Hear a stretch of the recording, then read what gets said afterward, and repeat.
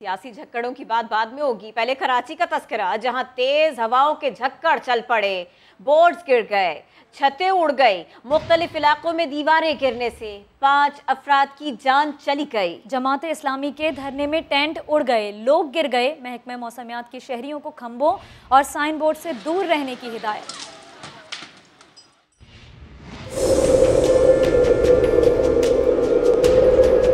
जुमे की दोपहर कराची में अचानक गर्द आलूद तुंदो तेज हवाएं चलना शुरू हो गईं। कहीं दीवार गिरी तो कहीं दरख्त उखड़े।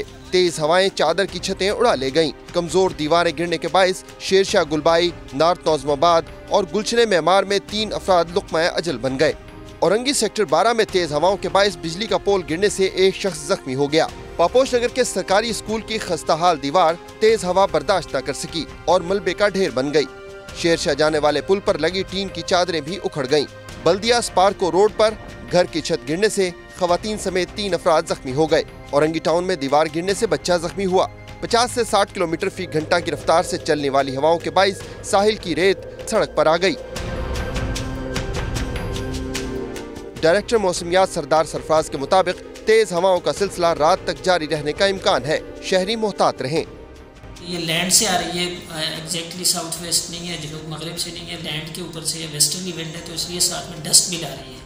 तो यही इसी तरह विंडी और डस्टी वेदर रहेगा आज रात मिड नाइट तक एटलीस्ट। ये इस तरह से वक्फे से चलेगी। मौसम का हाल बताने वालों ने हफ्ते से कराची में सर्दी की नई लहर की पेशगोई कर दी है। रवां माह के आखिरी हफ्ते में कम से कम दर्जा हरारत 8 से 9 डिग्री सेंटीग्रेड तक पहुंचने का इम्कान है। कैमरा टीम और साथी रिपोर्टर जमजम सईद के साथ शाहनवाज कादरी, समा, कराची।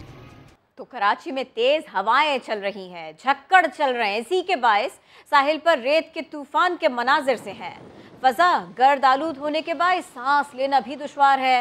समा की रिपोर्टर जमजम सईद कुछ देर पहले सी व्यू पर मौजूद थी, आपको दिखाते हैं। जी बिल्कुल, मगरिबी और शुमाल मगरिबी बलूचिस्तान में हवा का तेज दबाव मौजूद है, जिसके असरात जो है हमें कराची में दिखना शुरू हो गए। इस वक्त मैं सी व्यू के मकाम पर मौजूद हूँ। मेरे अकब में फरहान यूसुफ कैमरामैन, ये दिखाइएगा कि हद निगाह मुतासिर हो रही है।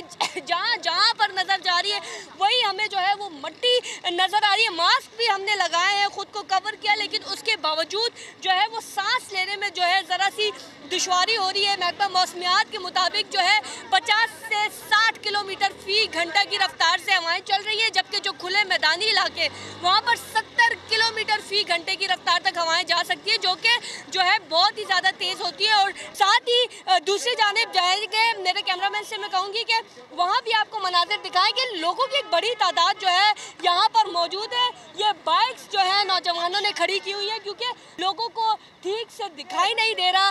बताइएगा, आपने खुद को कवर तो कर लिया लेकिन बाइक नहीं चला पा रहे? नहीं, बिल्कुल भी नहीं चला पा रहे हम लोग बाइक, इसलिए तो हम लोग रुक गए। मगर आगे जा रहे थे 2 दरिया, तो इस वजह से हम लोग रुक गए। ठीक है, मट्टी बिल्कुल बहुत ज़्यादा हो रही है और जो बुजुर्ग अफराद हैं उन्हें भी यही हिदायत है कि खुद को या तो कोशिश करें पहले तो ये कि घरों से बाहर ना निकले, लेकिन अगर घरों से बाहर निकलते हैं तो खुद को प्रॉपर तौर पर जो है वो ढांप कर निकलें, क्योंकि मट्टी इतनी ज़्यादा है कि सांस लेने में दुश्वारी हो रही है।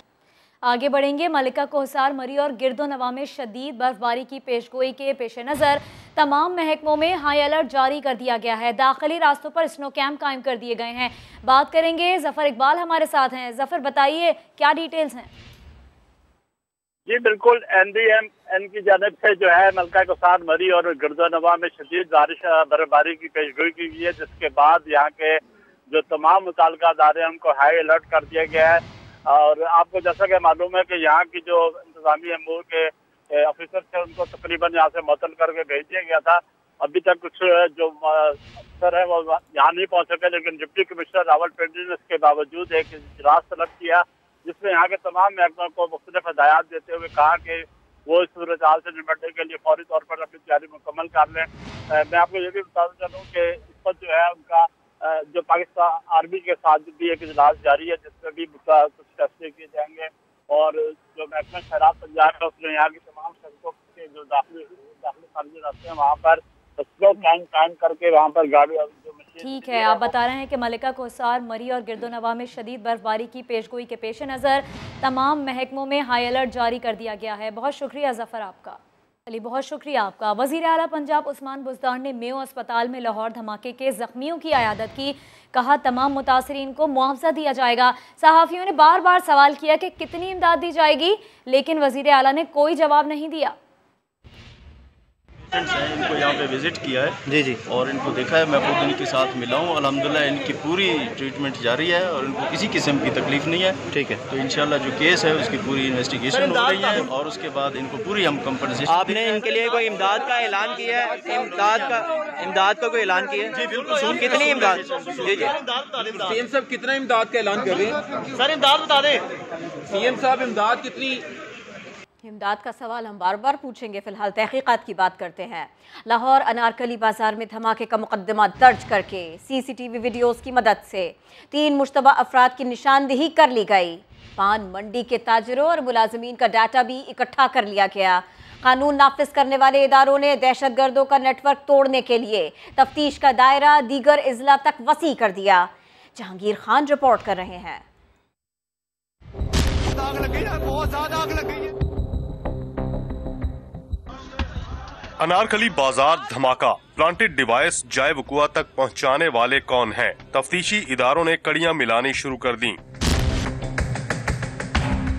धमाके से कबल जाए वकुआ की क्लोज सर्किट फुटेजेस से 3 मुश्तबा अफराद की निशानदही की गई, जिन्हें तफ्तीश मुकम्मल होने तक हतमी मुल्जिम करार नहीं दिया जा सकता। तफ्तीशी इदारों ने पान मंडी के ताजरों, उनके मुलाजमत करने वाले अफराद और दिहाड़ी पे काम करने वाले मजदूरों का रिकॉर्ड भी इकट्ठा कर लिया। कौन, कब से और क्या काम करता है, हर पहलू पे जांच की जाएगी। महकमा इंसदाद दहशतगर्दी ने जाए वकुआ से मुल्हिका इमारतों में सर्च करके दोबारा शवाहिद इकट्ठे किए।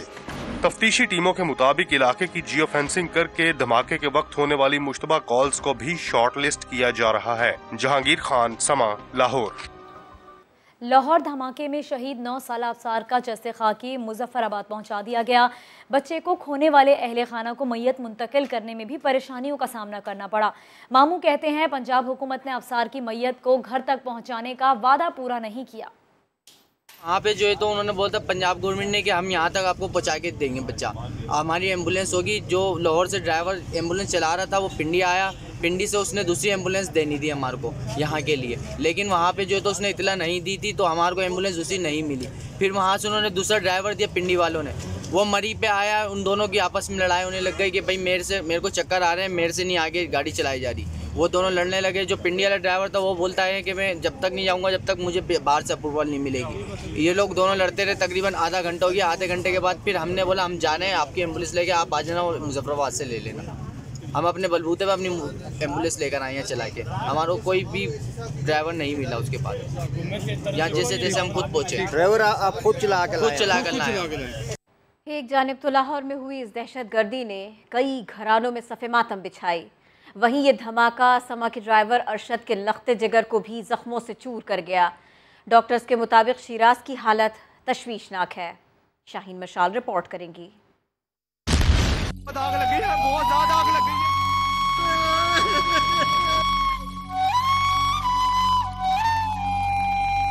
लाहौर में बम धमाका कई अपनों को इनके प्यारों से जुदा कर गया। कई अभी भी आंसुओं से अपनों की जिंदगियां मांग रहे हैं। इन्हीं में एक समा के ड्राइवर अरशद भी शामिल हैं, जिनका लखते जिगर धमाके में जख्मों से चूर हो गया है।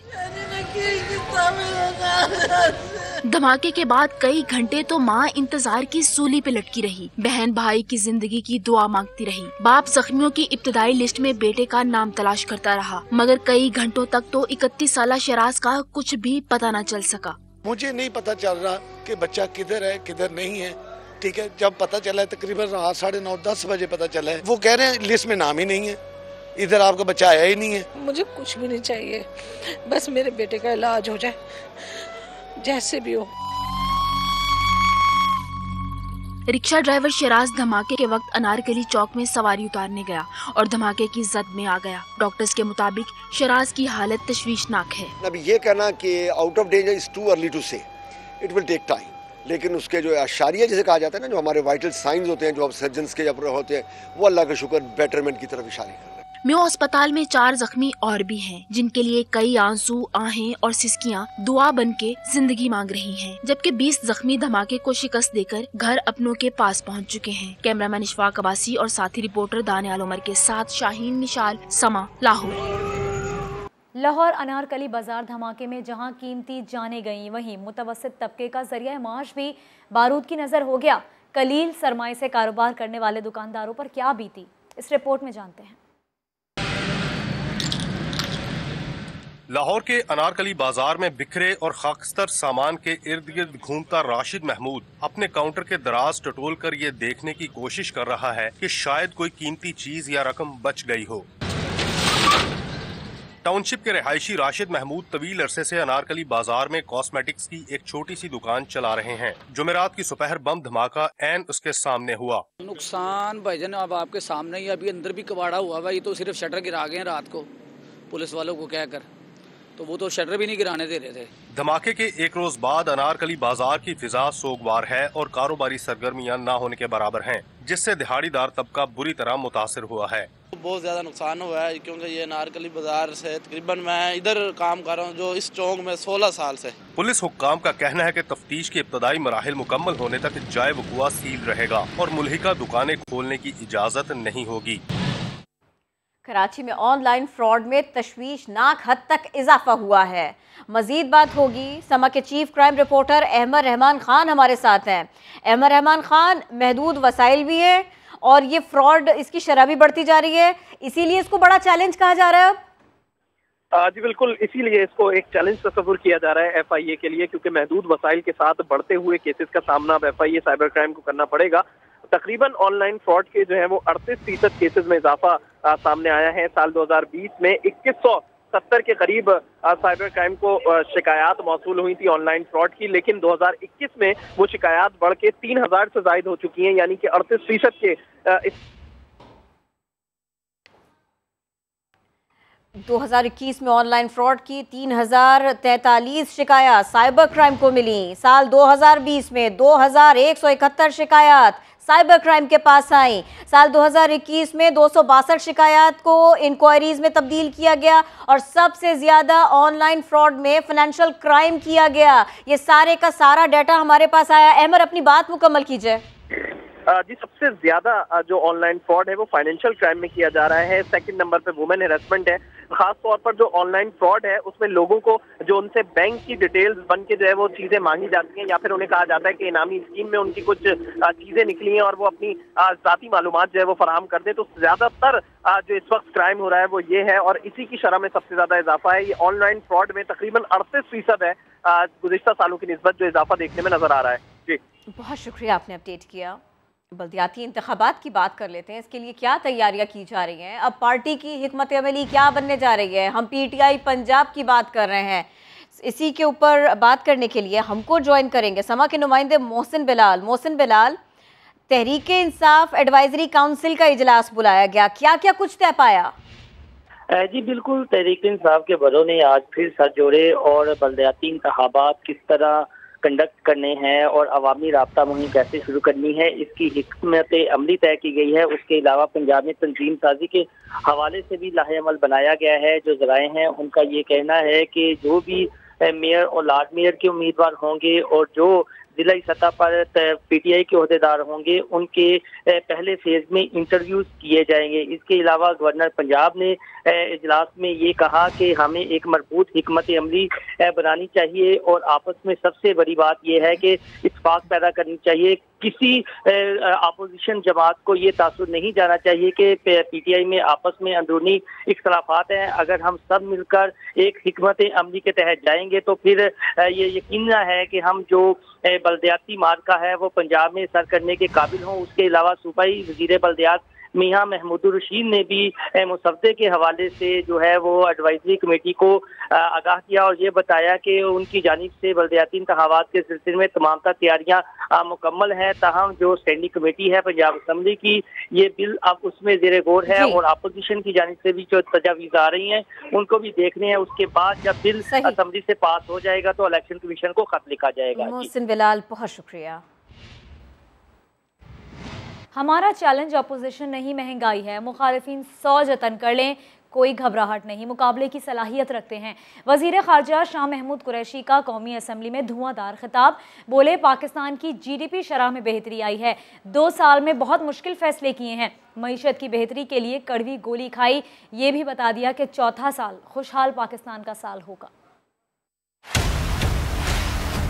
मैं ईमानदारी से कहता हूँ, हमारा चैलेंज ऑपोजिशन नहीं है, हमारा चैलेंज महंगाई है। मैं एडमिट कहता हूँ, महंगाई हमारा चैलेंज है। ये 100 जतन कर ले, हमें कोई घबराहट नहीं है। इनका मुकाबला करने की अहलियत रखते हैं। महंगाई चैलेंज है। सर 2 मिनट सब्र कर ले, दिल मिलाए नहीं, दिल मिलाए नहीं। मैं बात खत्म कर रहा हूँ सर, ना घबराए।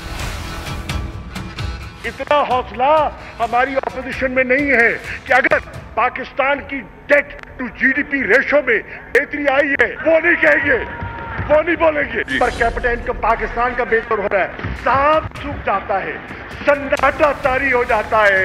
मैं बात खत्म करता हूँ। मुझे पता है जज्बात भड़क रहे हैं, सब्र का पैमाना है वो लबरेज होने को है। लेकिन जनाबे वाला 2 साल में बहुत मुश्किल फैसले किए, कड़वी गोली खाई। किस लिए? To stabilize the economy. हमने अब फोकस किया है, पहला साल, दूसरा साल स्टेबिलिटी का साल, तीसरा साल रिकवरी का साल और चौथा साल खुशहाल पाकिस्तान का साल होगा इंशाअल्लाह। इजहार ख्याल भी, तनकीद भी। वज़ीर ख़ारिजा दूसरों के मामलात में टांग अड़ाते हैं, अपना काम नहीं करते। एहसन इकबाल की शाह महमूद कुरैशी पर तनकीद। कहा आज तो शाह महमूद कुरैशी ने PTI की मुतबादिल क़यादत की हैसियत से अपनी रूनुमाई कराई है। वज़ीर ख़ारिजा बताना चाह रहे थे कि इमरान खान के बाद वो भी हैं जो वज़ीर आज़म के उम्मीदवार बन सकते हैं। इन लोगों ने मईशत का बेड़ा गर्क कर दिया। चैलेंज करते हैं, TV पर लाइव मुज़ाकरा करा ले, जज पाकिस्तान के अवाम बनेंगे। जी एहसन इकबाल साहब,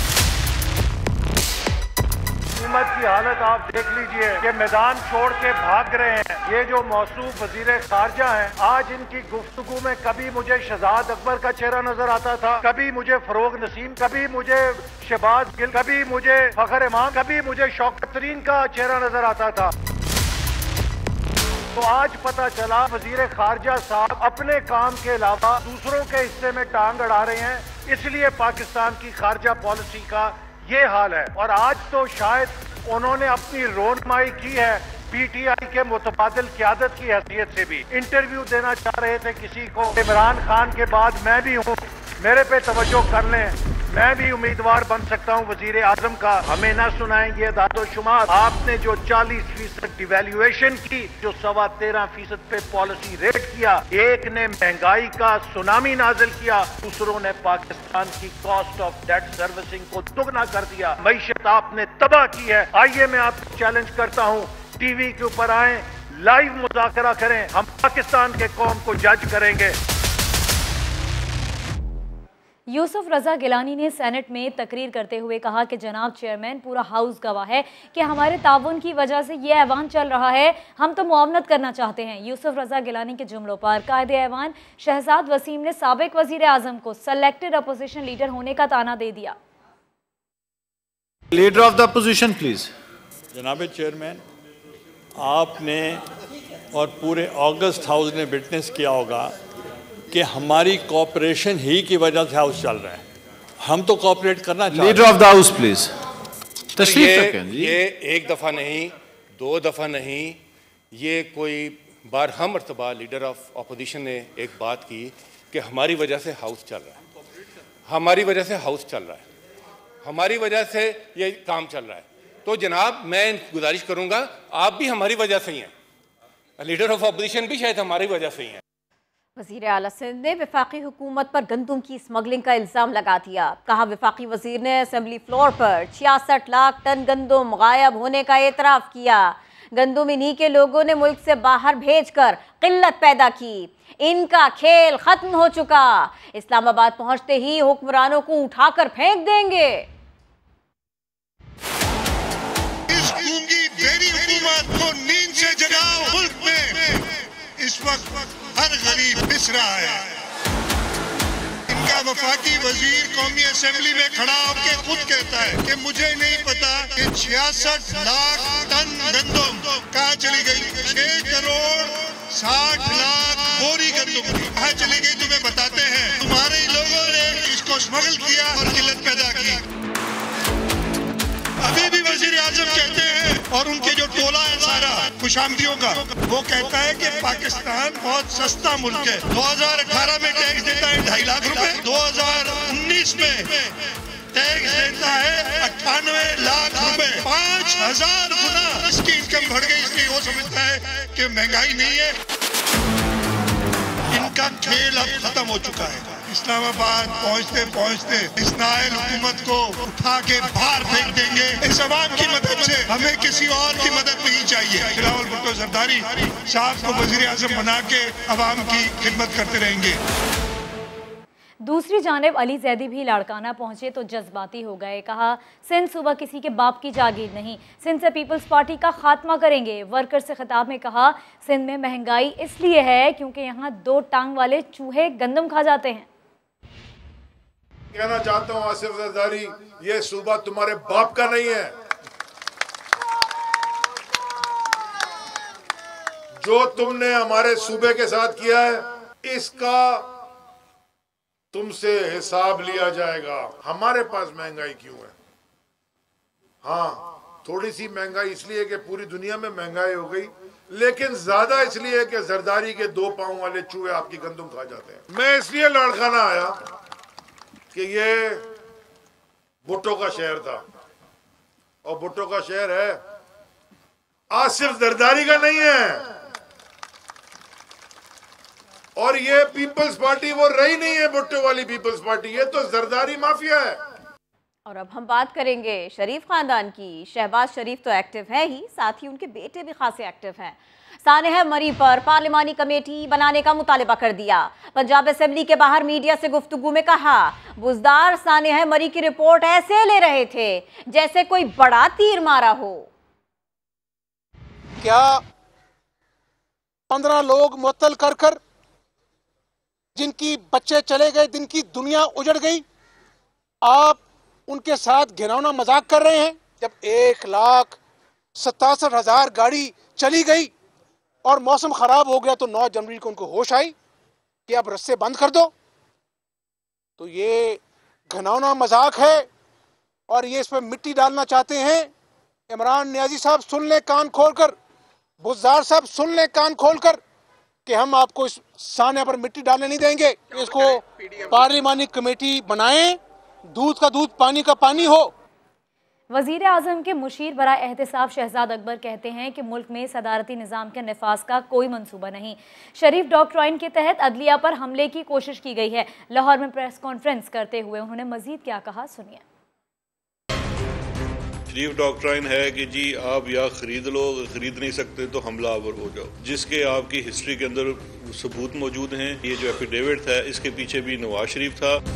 जो कल फोरेंसिक आया है, जो रिपोर्ट आई है, उससे वाजे हो गया है पूरी की पूरी साजिश लंदन में बैठ के नवाज शरीफ के दफ्तर में गढ़ी गई। फोरेंसिक रिपोर्ट जो आई है उसके मुताबिक रिकॉर्डिंग है चार्ल्स गथरी की, ये तमाम बातें रिवील करते हुए वो ओरिजिनल है। राना सनाउल्लाह और शायद खकान अब्बासी को कहते हुए सुना है कि जी ये मैटर नहीं करता एफिडेविट कहाँ साइन हुआ है। तो इस्लामाबाद हाई कोर्ट में जो फर्द जुर्म आयद हुआ राना शमीम के ऊपर, वो 2 नुक्तों पे था। एक कंटेम्प्ट ऑफ कोर्ट और दूसरा इस एफिडेविट के थ्रू कोर्स ऑफ जस्टिस के ऊपर मुतासर होने की कोशिश की गई। ये जो 2022 है इसको मैं कहता हूँ कि ये इनकी कन्विक्शन का साल है। हम ना सिर्फ जो मौजूदा निज़ाम है उसके अंदर रह के काम कर रहे हैं, बल्कि इस निज़ाम को बेहतर करने के लिए भी कुछ तरमीम ला रहे हैं सदारती निज़ाम की। और वो जो पूरा एक तसलसल है, और आपने कहा कि कुछ गैर मुंतखब लोग इसकी बात कर रहे हैं, ऐसा कोई मनसूबा जो है वो ना हुकूमत या हुकूमत के जो गैर मुंतखब शुदा लोग जिन्होंने आप कहा, जिनमें से मैं भी आता हूँ, हमारे तो जहन में ऐसी कोई बात नहीं है, क्योंकि ये टेक्निकली पॉसिबल नहीं है। आइन को तब्दील करने का एक ही तरीका मौजूद है और वो तरीका जो है वो 2/3 मेजॉरिटी के साथ आइनी तरमीम का है। सेनेट के इजलास की बात करते हैं। 11,39,000 से ज्यादा पाकिस्तानी बेहतर मुस्तकबिल की तलाश में रोजगार की खातिर बैरून मुल्क चले गए। ऐवान बाला में सेनेटर शहादत आवान ने बॉडी बिल्डिंग क्लब्स में गैर मेयारी दवाओं से हलाकतों के मामले पर समा टीवी की रिपोर्ट का हवाला भी दिया। शकील अहमद रिपोर्ट करेंगे। गुज़श्ता 3 साल में 11,39,369 पाकिस्तानी रोजगार और बेहतर मुस्तकबिल की तलाश के लिए बैरून मुल्क परवाज कर गए। समंदर पार पाकिस्तानियों की वजारत ने सेनेट को बताया कि 6,24,917 पाकिस्तानी सऊदी अरब, 2,92,388 अफराद मुतहिदा अरब अमारात गए। दीगर ने ओमान, बहरीन, मलेशिया, चीन, बरतानिया, अमरीका और यूरोपीय ममालिक का रुख किया। बैरून मुल्क जाने वालों में 8,328 अकाउंटेंट्स और 4,592 डॉक्टर्स शामिल हैं। इंजीनियर्स, पेंटर्स, आर्टिस्ट, ज़राई माहिरीन, असातिज़ा और नर्सों समेत कई दीगर पेशों से वाबस्ता अफराद ने भी बैरून मुल्क का रुख किया। गुज़श्ता 3 साल में तहसीलात ज़र 9 अरब डॉलर से ज़ायद इजाफे के साथ 30 अरब डॉलर तक पहुँच गया। सेनेट इजलास के दौरान सेनेटर शहादत अवान ने समा टीवी की काविशों का जिक्र कर दिया।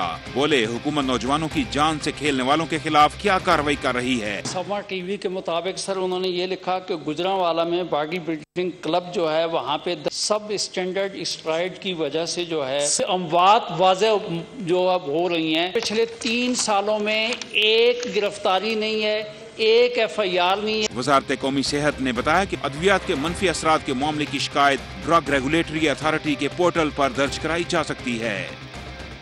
PTI रहनुमा जुल्फी बुखारी का दौरा ओमान मस्कत में मुकीम पाकिस्तानी कम्युनिटी की जानिब से मुनक्कदा तकरीब से खिताब करते हुए जुल्फी बुखारी ने कहा कि पाकिस्तान और ओमान के दरमियान बरादराना ताल्लुकात को मजबूत करने जा रहे हैं। तकरीब में पाकिस्तानी बरादरी, ओमानी हुकाम और रॉयल फैमिली के नुमाइंदों समेत अहम शख्सियात शरीक थीं। जुल्फी बुखारी का कहना था, दोनों ममालिक के दरमियान अवामी सतह पर राब्तों और तबादलों का फ़रोग़ ज़रूरी है।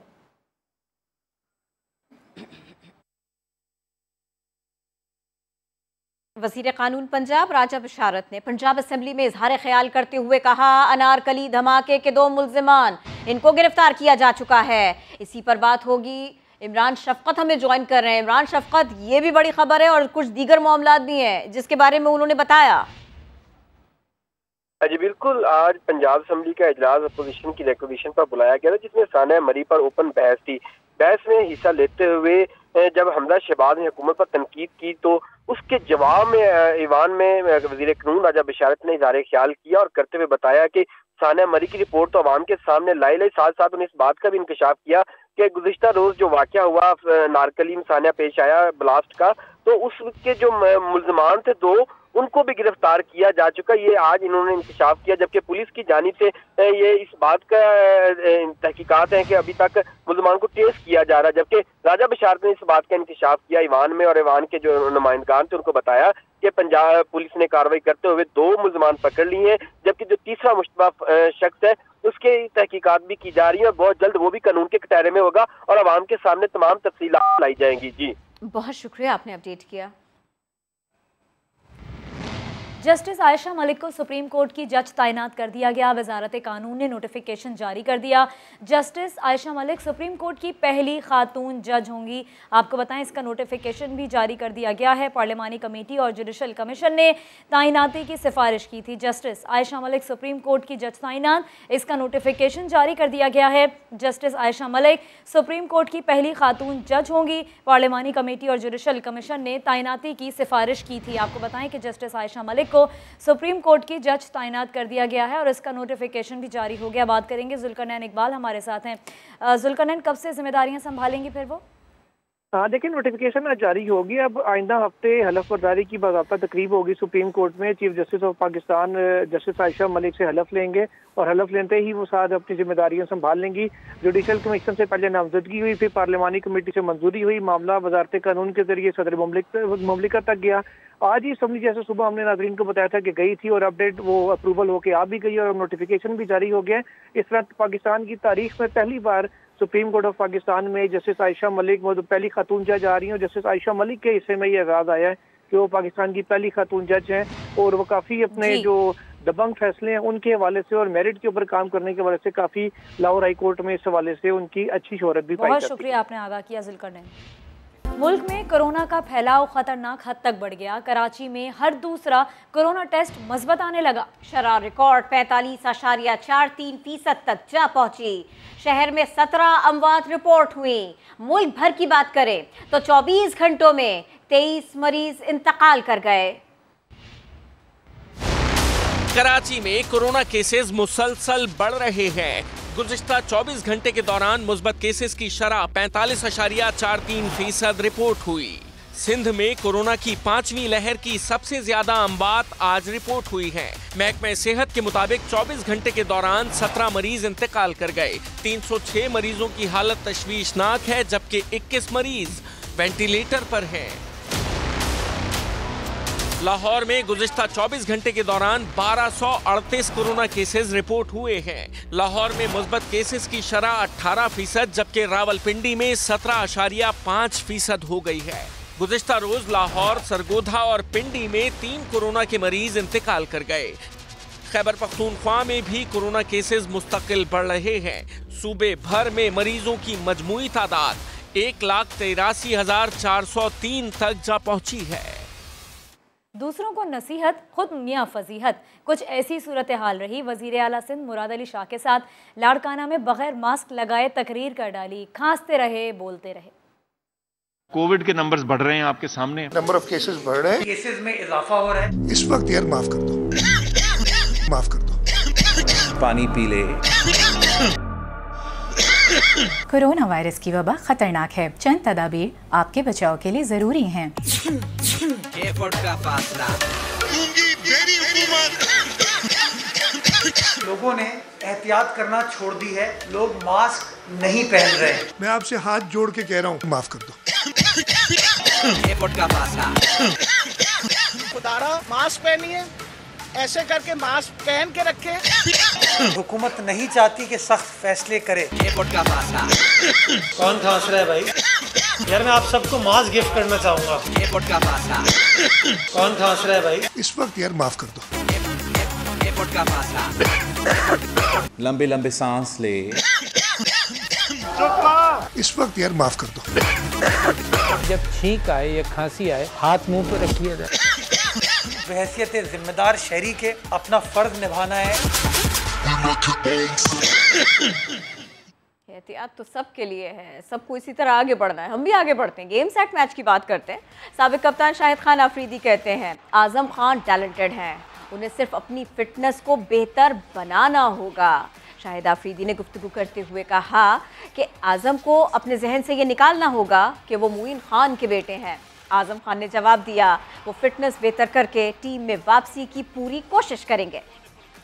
देखिए आजम की अगर आप बात करें तो आजम दलेर, तगड़ा, जिसके हाथ में जान हो, बड़ी हिटें मारने का कॉन्फिडेंस लेवल उसका अच्छा नज़र आया है मुझे।